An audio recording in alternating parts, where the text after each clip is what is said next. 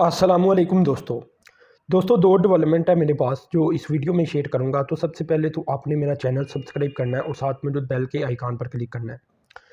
देखिए, जो पहली डेवलपमेंट है वो दासू हाइड्रो पावर प्रोजेक्ट से सामने आई है। 1.5 किलोमीटर की एक लंबी डाइवर्जन टनल ए मुकम्मल होने जा रही है अप्रैल तक। ये दोस्तों जो पहले आपने वीडियो एक देखी थी जिसमें दरिया सिंध का पानी मोड़ा जा रहा था दासू हाइड्रो पावर प्रोजेक्ट की एक टनल की तरफ, तो वो टनल बी थी, ठीक है ना। ये टनल ए है जो मुकम्मल होने जा रही है। ये 1.5 किलोमीटर लंबी होगी, 20 मीटर ये विद में होगी और 23 मीटर इसकी हाइट होगी। तो ये भी इंशाल्लाह मुकम्मल हो जाएगी। जो टनल बी है वो इससे थोड़ी सी लेंथ में कम है, और जो अगर प्रेशर कम हो ना, जब ये पानी को मोड़ा गया दरिया सिंध का, तो वो लो फ्लो टाइम था, यानी इतना फ्लो नहीं था दरिया सिंध के पानी में, तो तब उसे मोड़ दिया गया। अब ये क्योंकि हाई फ्लो टाइम आने जा रहा है आगे, अप्रैल के बाद आपको पता है गर्मियों के माह हैं, तो उसमें पानी की स्पीड में तेज़ी आ जाएगी, पानी ज़्यादा आएगा, ग्लेशियर से पिघल पिघल कर बारिशें भी हो सकती हैं। तो इन सारा जो ये सारा पानी है तो वो फ्लो को तेज़ कर देगा।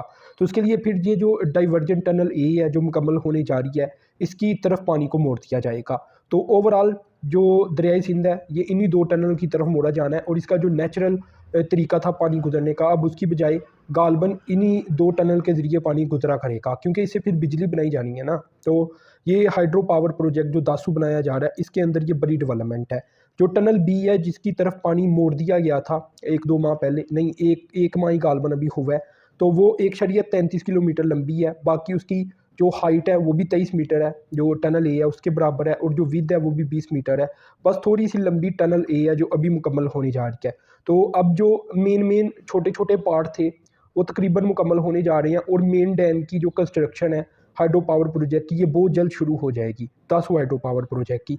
यहाँ ये भी मैं आपको बताता चलूँ कि टोटल कैपेसिटी की 4320 मेगावाट है, तो बहुत बड़ा प्रोजेक्ट है ये ओवरऑल। इसे दो स्टेज में बनाया जा रहा है। अभी जिस स्टेज के ऊपर काम जारी है इसे कहते हैं स्टेज 1। तो इसमें 2160 मेगावाट इलेक्ट्रिसिटी पाकिस्तान ने जनरेट करनी है, जो कि 12 अरब यूनिट बनेंगे गालबन एनुअली। अब इसमें यह है कि 2026 तक ये इसका स्टेज 1 मुकम्मल होकर इलेक्ट्रिसिटी यहाँ से मिलनी शुरू हो जाएगी। जो स्टेज 2 होगा ये इसके बाद शुरू होगा, और गालबन ये 2029 के बाद ही जाकर, कई जगह तो ये भी आता है कि शायद 2030 से 32 ये टाइम आ जाए, 2030 से 32, लेकिन नॉर्मली इसकी जो इनिशियल डेट थी स्टेज 2 की ये भी 2029 तक थी। तो अब देखते हैं कि ये कब तक मुकम्मल होगा, क्योंकि ये पहला जब मुकम्मल होगा उसके बाद ही इसके दूसरे पार्ट के ऊपर काम शुरू होगा। तो दूसरा जो फेज़ 2 है यहाँ से भी 9 अरब यूनिट पाकिस्तान पैदा कर सकेगा। तो टोटल इससे कोई 21 अरब यूनिट पाकिस्तान ने पैदा करनी है। तो ये बड़ी सस्ती तरीन एनर्जी होगी जो कि पाकिस्तान के सिस्टम में शामिल हो जाएगी, लेकिन ये 2026 के बाद से ही शामिल होगी ना, क्योंकि तभी इसका जो पहला फेज़ है ये मुकम्मल होगा। तो ये दोस्तों बड़ी डेवलपमेंट सामने आई थी कि जो डाइवर्जन टनल ए है वो भी मुकम्मल होने जा रही है। अब इस पर बिल्कुल थोड़ा सा काम रह चुका है, तो अगले माह आप देखेंगे कि वो भी मुकम्मल हो जाएगी। अब दूसरी जो डेवलपमेंट है दोस्तों, ये एडिडास के मार्केट शेयर को लेकर सामने आ रही है। अल्हम्दुलिल्लाह दुनिया का दूसरा बड़ा एडिडास मैन्युफैक्चरर है स्पोर्ट वियर का और इस तरह की आइटम्स का। तो पाकिस्तान इसमें काफ़ी आगे जा रहा है। पहले पाकिस्तान का मार्केट शेयर काफ़ी कम हुआ करता था, अब काफ़ी बढ़ चुका है। दुनिया में अभी भी जो सबसे ज़्यादा शेयर है एडिडास का, कि जो मैन्युफैक्चरिंग एडिडास प्रोडक्ट्स की होती है वो चाइना में होती है 28%। जितनी भी एडिडास की प्रोडक्ट्स हैं, जो तुर्की है ये दूसरे नंबर के ऊपर है, यहाँ 25% होती है, और पाकिस्तान का अब शेयर इंक्रीज़ हो चुका है और 21% के ऊपर आ चुका है। तो पाकिस्तान अब 21% जो एडिडास की प्रोडक्ट्स हैं ये बनाता है पूरी दुनिया में जो फ़रोख्त होती हैं। तो इसमें भी ये है कि पाकिस्तान में जो स्पोर्ट वियर आइटम है और स्पेशली स्पोर्ट्स गुड्स यानी फुटबॉल वगैरह, तो वो पाकिस्तान एडिडास को एक बड़ी मकदार में बनाकर देता है। पिछले कई फुटबॉल में भी पाकिस्तान फुटबॉल वर्ल्ड कप में भी पाकिस्तान की फ़ुटबॉल इस्तेमाल किया गया है जो सियालकोट में बनता है। तो ओवरऑल फुटबॉल की जो सिर्फ एक्सपोर्ट है यही 114.5 मिलियन डॉलर पिछले साल की निस्बत इस साल 155.4 मिलियन डॉलर के ऊपर पहुंच चुकी है। तो उसमें फुटबॉल का बड़ा किरदार है, जिसकी वजह से जो एडिडास का मार्केट शेयर है उसमें पाकिस्तान तीसरे नंबर के ऊपर आ चुका है। तो ये बड़ी डेवलपमेंट है, क्योंकि आप देखें ना कि चाइना 28% है, तुर्की 25% है, पाकिस्तान 21% के ऊपर आ चुका है। थोड़े से पीछे चले जाए ना, थोड़े से पीछे, तो पाकिस्तान का शेयर 15% होता था। तो ये बड़ा इंक्रीज़ किया पाकिस्तान ने 6%, और बाकी दुनिया में 26% एडिडास की प्रोडक्ट्स बनती हैं।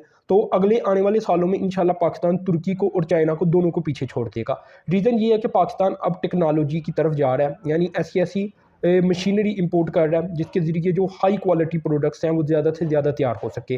सियालकोट की इंडस्ट्रीज़ के ऊपर स्पेशली काम कर रही है और एडिडास क्योंकि सियालकोट से ये प्रोडक्ट्स वगैरह तैयार करवाता है तो इसके ऊपर बड़ा काम किया जा रहा है कि बड़ी बड़ी कंपनी सियालकोट से ही प्रोडक्ट को तैयार करवाएं।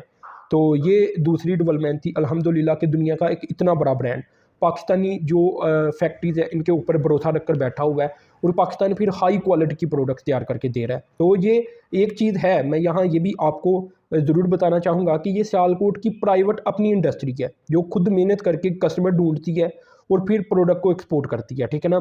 बाकी अगर शहरों में देखें तो गवर्नमेंट की बड़ी सपोर्ट है, अगर आप फैसलाबाद को देखें तो बहुत ज़्यादा सपोर्ट है गवर्नमेंट की, लेकिन यहाँ सारा जो है वो प्राइवेट सेक्टर है, खुद ही ग्रो हो रहा है, खुद ही इन्होंने अपना एयरपोर्ट बना लिया है, खुद ही एयरलाइन बना ली है, खुद ही चैम्बर ऑफ कॉमर्स के ऊपर बहुत अच्छे तरीके के साथ काम करके बड़ी सी एक्सपोर्ट बढ़ा ली है, अरबों डॉलर की एक्सपोर्ट है, तो इसमें इंक्रीज़ आता चला जा रहा है। तो ये ओवरऑल डेवलपमेंट थी, तो आपने लाजमी चैनल को सब्सक्राइब करना है, साथ में जो बेल के आइकन पर क्लिक करना है। अब तक के लिए इतनी था, अल्लाह हाफिज़।